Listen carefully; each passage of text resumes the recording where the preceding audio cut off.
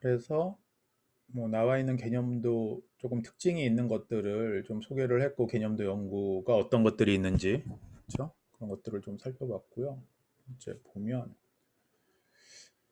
일단 그러니까 개념도 연구 방법에 관심이 있는 분들이라면 기본적으로 이 최윤정 교수님 쓰신 2007년에 조금 오래되긴 했지만 약간 이제는 진부한 감이 없지 않아 있어요. 10년이 넘어가서.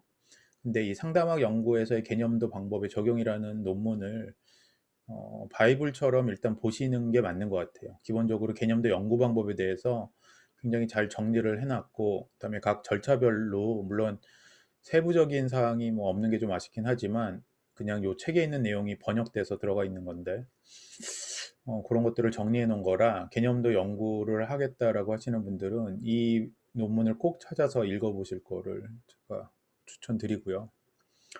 일단 요 논문도 그렇고 그다음에 이 개념도 방법을 정리해가지고 이 발표를 한 책을 발표한 이 케인이나 트론진, 뭐 개념도 하면 항상 이 케인 트론진 2007 이게 레퍼런스 걸리는데 요 책이고요. 컨셉 매핑 포 플래닝 앤 이밸루에이션이라는 요 책이고요. 굉장히 얇은 책이에요. 얇은 방법론 책이에요. 두껍지 않고 얇아요. 그리고 아마존에서 구입할 수 있으니까 혹시 뭐 궁금하거나 보고 싶은 분들은 사보셔도 상관은 없는데, 저는 굳이 이거 뭐 그렇게 비싼 책도 아니지만 굳이 사봐야 되나?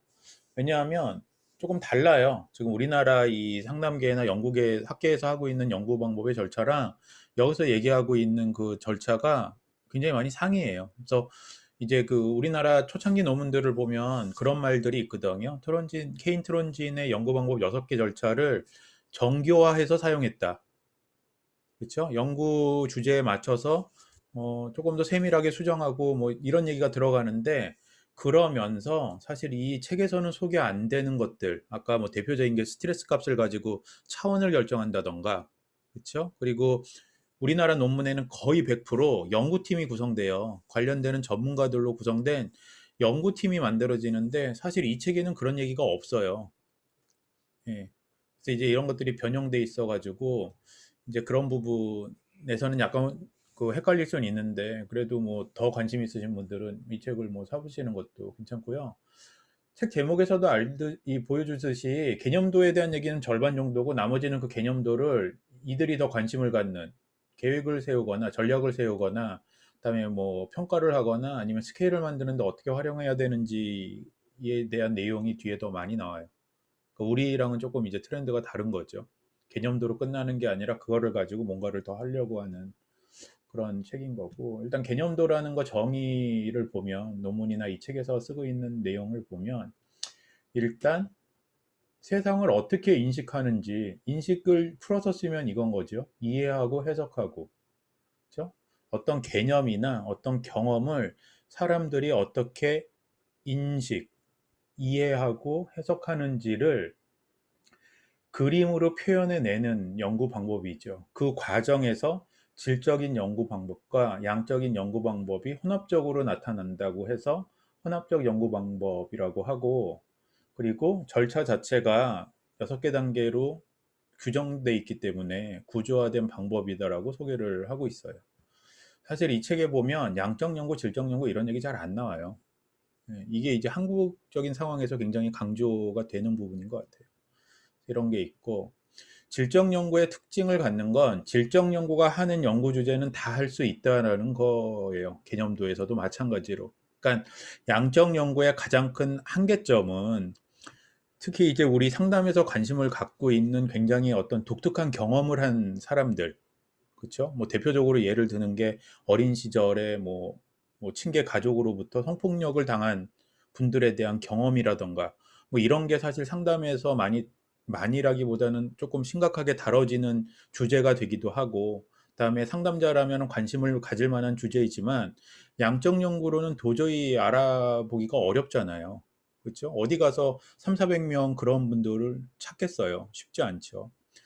그래서 이제 그렇기 때문에 우리가 질적 접근을 많이 하게 되는데, 그런 주제에 대해서 개념도도 다 할 수 있다라는 거.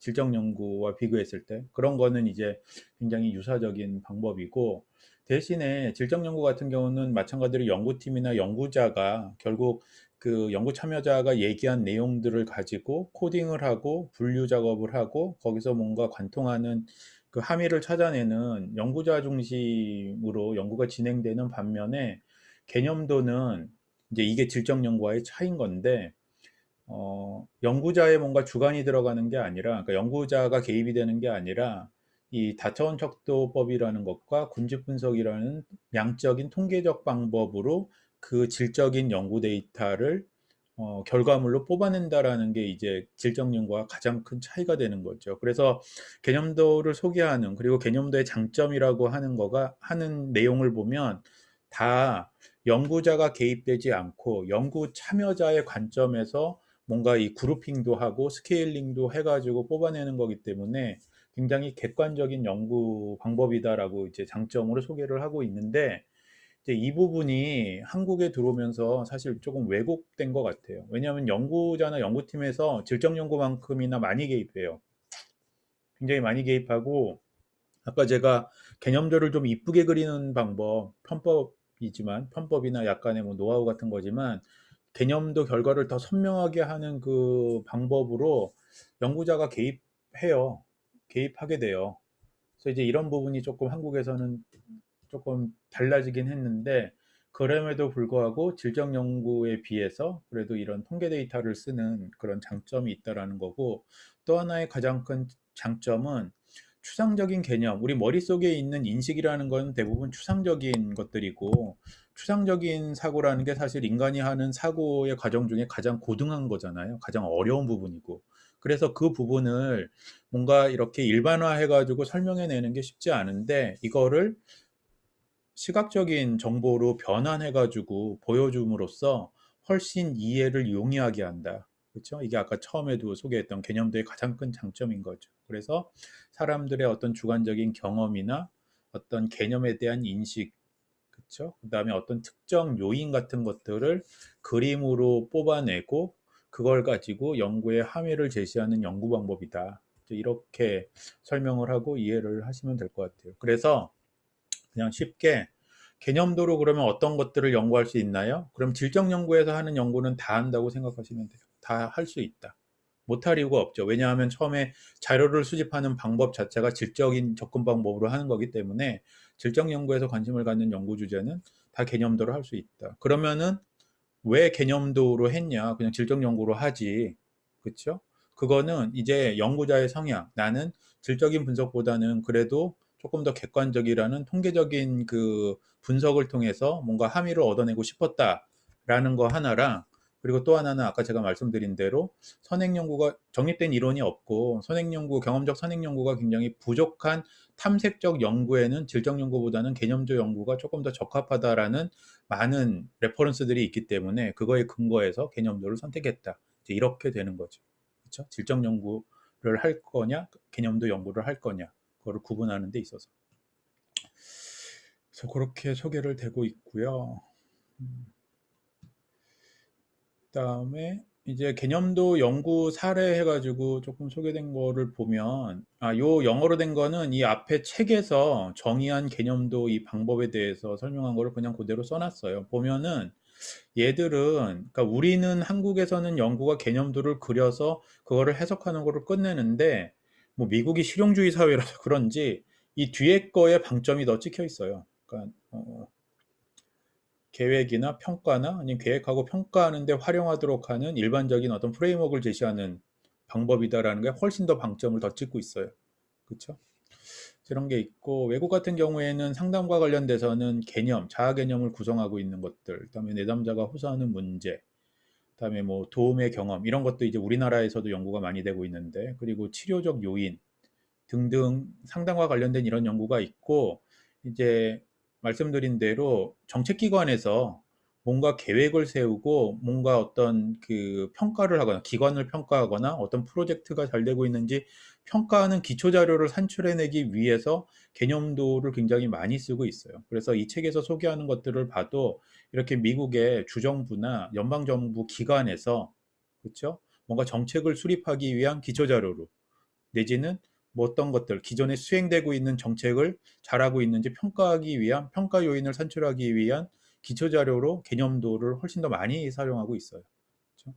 이런 것들이 있고, 그다음에 이제 우리나라 같은 경우는 앞서서 뭐 연구들 다 살펴봤지만, 이제 뭐 그 어떤 그 연구 참여자, 그러니까 이게 특정 그룹일 수도 있고 특별한 경험을 한 특정 그룹일 수도 있고 그냥 일반인이 될 수도 있고 뭐 중년기 성인 이렇게 크게 일반적인 그룹이 될 수도 있는데 그들이 생각하고 있는 인식을 그려내는 연구들, 그렇죠? 이런 것들이 많고 그 다음에 서로 어떤 관점으로 바라보는지, 그렇죠? 어떤 특정 동일한 경험에 대해서 참여자들마다, 플레이어들마다 생각하는 게 다르잖아요. 우리가 그거를 다양성이라고 얘기하는데 그런 인식의 차이점을 개념도로 그려서 보여주는 연구들. 이게 이제 뭐 청소년 내담자와 상담자 간의 지각의 차이, 뭐 이런 거죠. 아까 초심 상담자와 상담 전문가가 경험하는 상담의 어려움에 대한 개념도 연구, 이런 것들이 동일한 사건에 대해서 서로 다른 사람들이 어떻게 그 다르게 생각하고 있는지를 보여주는 연구. 그리고 아까 그 서울대 분들 계시는데 서울대 교육학과 그 왕은자 선생님 쓰신 박사 논문도 사실 그 기업 상담이라는 그 동일한 현상에 대해서 참여자들, 대표적인 그 세 파트 참여자, 내담자, 상담자, 그다음에 기업 담당자라는 세 참여자들이 그 기업 상담 성과에 대해서 어떻게 생각하고 있는지를 개념들을 그려서 서로 비교한 연구로 박사 논문 쓰셨죠. 그래서 이제 그런 것들을 연구가 많이 되고 있어요.